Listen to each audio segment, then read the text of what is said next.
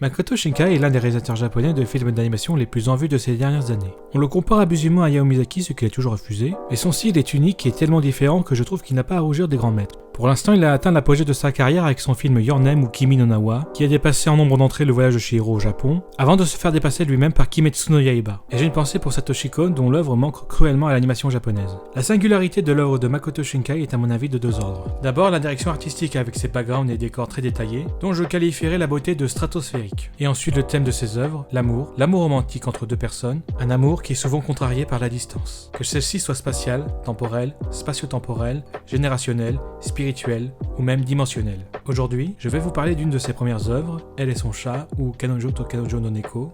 Le film est sorti en 1999 et dure à peine 5 minutes et a été fait en noir et blanc. 20 ans le séparent du dernier film sorti à ce jour, Tenkinoko ou Les Enfants du Temps. Pourtant on y retrouve tout ce qui fait du Makoto Shinkai, à la fois dans le soin porté à l'esthétique et sur le choix du thème. Si vous n'avez pas vu Elle et son chat, je vous recommande fortement de le regarder avant cette vidéo. Il se trouve facilement, notamment sur le site sur lequel vous regardez probablement cette vidéo.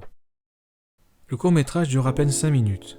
Et on ne peut pas dire qu'il soit dense en action. Il ne se passe pas grand chose, il n'y a pas beaucoup d'animation. On préférera plutôt se concentrer sur l'environnement, sur les décors et les plans fixes qui occupent la majeure partie de l'œuvre. On cherchera surtout à construire une ambiance, qui est surtout mélancolique. On notera l'utilisation du noir et blanc qui donne un aspect un peu nostalgique et peut-être un peu vieillot, comme si c'était des souvenirs qu'on se remémorait. Cela permet aussi de jouer sur des contrastes de lumière, entre l'intérieur de l'appartement qui est plongé dans la pénombre et l'extérieur qui est plus lumineux. Un contraste entre l'extérieur un peu tumultueux et l'intérieur qui est à la fois calme et protecteur. Makoto Shinkai joue beaucoup sur les sens pour orienter notre émotion. Le narrateur par exemple nous évoquera les odeurs, l'air humide qui embaume la pièce du parfum de la jeune femme, les sons comme le bruit de la pluie, le téléphone qui sonne, le cri des cigales en été, les portes en métal qui se ferment, le son du couteau sur la planche à découper, le bruit sourd des transports en commun en ville, etc. Ces sons font partie de la vie quotidienne de tout un chacun. On les reconnaît facilement et ils nous sont très familiers. Ils peuvent nous rendre un peu mélancoliques, nous rappeler un temps révolu, sans oublier que la jeune femme est seule dans son appartement avec son chat et qu'il n'y a quasiment pas de voix humaine. Ces bruits nous évoquent donc un quotidien solitaire, ce qui nous fait ressentir un peu de mélancolie. Et évidemment, le visuel aussi est très évocateur de ce point de vue-là. Nous n'avons pas tellement de plans sur la jeune femme, mais surtout sur les objets qui composent son environnement. Des focalisations sur des détails. On peut voir le téléphone, la théière qui siffle sur la cuisinière, un vélo après une averse, un parapluie utilisé, un terrain vague sous un pont, des piles de magazines déjà lus, une salle de bain, le bulletin météo à la télé, un tas de vêtements qu'on aurait enlevés après une dure journée de travail. Tous ces objets, banals en apparence, nous procurent un sentiment inexplicable de mélancolie et de contemplation. Ces plans sans humain nous rappellent quand même que ces objets n'existent pas sans l'homme, et qu'à un moment donné ils ont été utilisés. On peut s'imaginer la jeune femme utilisant la salle de bain, coupant ses légumes sur la planche à découper, rentrer après avoir subi la pluie, enlever ses vêtements pour prendre une douche, en train de marcher sur le chemin de la station de train. Tous ces plans nous rappellent que des humains sont passés par là, mais pas au moment présent. C'est ce qui, je pense, donne ce sentiment un peu inexplicable de mélancolie. Ces objets en eux-mêmes sont insignifiants, mais l'on se rappelle que des êtres humains les ont utilisés et ont vécu avec des moments peut-être de bonheur, des moments peut-être de tristesse, ou des moments contemplatifs, ou tout simplement des moments du quotidien, c'est-à-dire des moments de vie. Et voir ainsi ces objets inertes nous rappelle le passage des hommes, mais qui est un temps révolu par rapport au moment du visionnage. Tous ces moments du quotidien dépeints dans l'œuvre sont aussi, dans le cas de la jeune femme, des moments intimes, comme par exemple avec la salle de bain ou la pile de linge sale. Nous la voyons dans ces moments intimes, lorsqu'elle ne porte que juste un débardeur et est pieds nus dans son appartement, lorsqu'elle arrange ses cheveux, lorsqu'elle se maquille et se vernit les ongles, quand elle caresse son chat, et aussi lorsqu'elle contemple la pluie au dehors, un moment de contemplation qui est réservé à soi. Tous ces moments, le chat y assiste, et c'est par lui que nous voyons se dérouler la vie de la jeune femme. Nous pouvons considérer que nous voyons l'histoire à travers le point de vue du chat, même si le titre affirme que nous voyons les deux points de vue. Le narrateur est le chat, et la jeune femme ne prononce guère plus de 2 phrases. Le chat, qui se nomme Chobi, a été recueilli par la jeune femme. Celle-ci prit soin de lui comme d'une mère, nous dit-il. C'est l'une des raisons pour laquelle il tombe amoureux, en plus évidemment de sa beauté. Il a ainsi le privilège de partager son intimité. Il peut recevoir ses caresses et être nourri par elle. Il peut l'admirer dans ses moments les plus intimes, lorsqu'elle est en tenue légère à la maison, lorsqu'elle prend soin d'elle. Il peut admirer ses beaux cheveux qu'elle attache. Il peut respirer l'odeur du parfum et du vernis à ongles lorsqu'elle se maquille. Même le bruit de ses pas lui est agréable. Pourtant, lorsqu'on regarde de plus près, on ne voit rien d'extraordinaire dans la vie de cette jeune femme. Tout ce que je viens de décrire, on peut le trouver chez n'importe quelle jeune femme. Mais c'est sa maîtresse à lui, et lui est donc unique. Et même nous, finalement, spectateurs, si nous aimons quelqu'un, cette personne n'est pas forcément extraordinaire et dotée de qualités exceptionnelles. c'est peut-être tout simplement la personne que nous avons rencontrée. Et cette personne, aussi ordinaire soit-elle, peut mériter notre amour et nous le sien. Cependant ici, le chat n'est qu'un chat. Il ne pourra jamais être au niveau d'un amant. Certes, il a le privilège de pouvoir assister à sa vie intime en tant qu'animal domestique, mais je ne pourra jamais être son âme sœur. Il se refuse à un amour qui lui serait accessible, pour un amour plus mature, mais aussi inaccessible.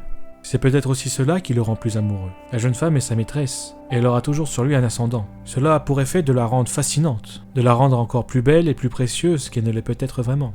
Et c'est ce regard-là, si admiratif et si fervent vis-à-vis de la jeune femme, qui nous est donné. C'est ainsi qu'on rend ce regard amoureux et presque obsessionnel. Pour une jeune femme dont on ne voit même pas le visage, dont on ne connaît même pas le nom, et qui n'a rien de particulier. Mais encore une fois, ce n'est pas très grave.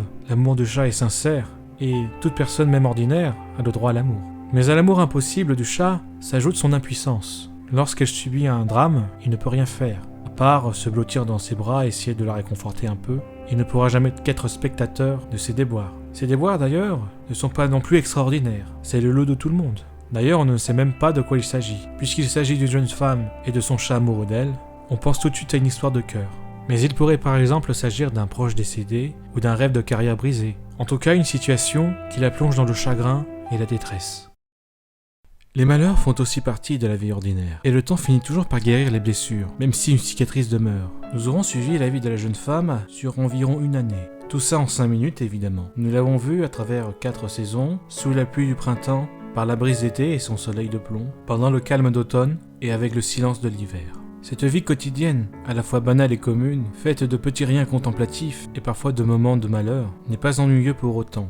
Makoto Shinkai, en s'attardant sur les objets, nous montre leur beauté cachée. Il nous fait sentir leur pouvoir évocateur. Cette vie ordinaire est celle aussi de l'être aimé. Cette vie de petits instants, nous aimerions la vivre aux côtés de l'être aimé, même si cela est loin des grands récits romanesques. Au contraire, on apprend à apprécier la simplicité, à contempler. En repassant devant tous ces objets du quotidien, ceci nous rappelle la présence passée des hommes et l'absence de l'être aimé. Et cela nous rend nostalgiques. Vers la fin, le chat se lance dans une énumération de toutes ces petites choses qui lui rappellent sa maîtresse, de ce qu'il a pu en voir, de ce qu'il a pu en sentir. Et à la fin, son regard et celui de sa maîtresse se superposent. Il se rend compte que cette vie ordinaire, faite de petits riens, il l'apprécie, tous les deux.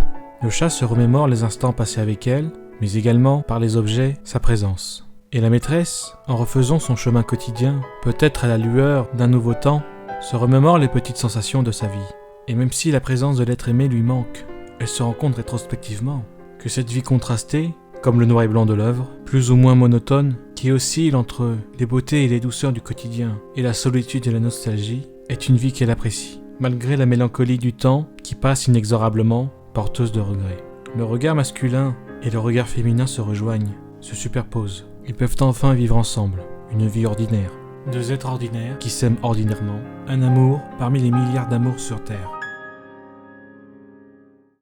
Comme on a pu le voir, Makoto Shinkai semble obsédé par ces deux thèmes de prédilection. Il y a cet autre, éternellement inaccessible. Dans tous ces films, on est toujours en quête de cet être qui nous manque. On réussit à l'atteindre très peu, et même on a parfois du mal à l'accepter. Il y a ensuite cette mélancolie inexplicable sur la contemplation du quotidien, comme si cet état était préférable à un bonheur complet. Et peut-être que ces deux thèmes sont liés. Est-ce que si nous atteignons l'autre, celui-ci perd de la valeur? Cette mélancolie douce n'est-elle pas plus préférable? Même si le prochain film de Makoto Shinkai peut sembler un peu différent, on se rend compte rapidement qu'il est probable qu'il nous sorte les mêmes thèmes. Sa quête semble inachevable, mais c'est peut-être pour ça qu'elle est intéressante. Merci d'avoir regardé cette vidéo, c'était un peu difficile, mais ça m'a fait comprendre des choses sur Makoto Shinkai et ses films, et je pense que je ferai aussi une analyse des autres films. D'ailleurs, si vous pouviez vous abonner et mettre la cloche, je ne pense pas que je vous dérangerai beaucoup. Alors à la prochaine, et continuez d'aimer les belles œuvres.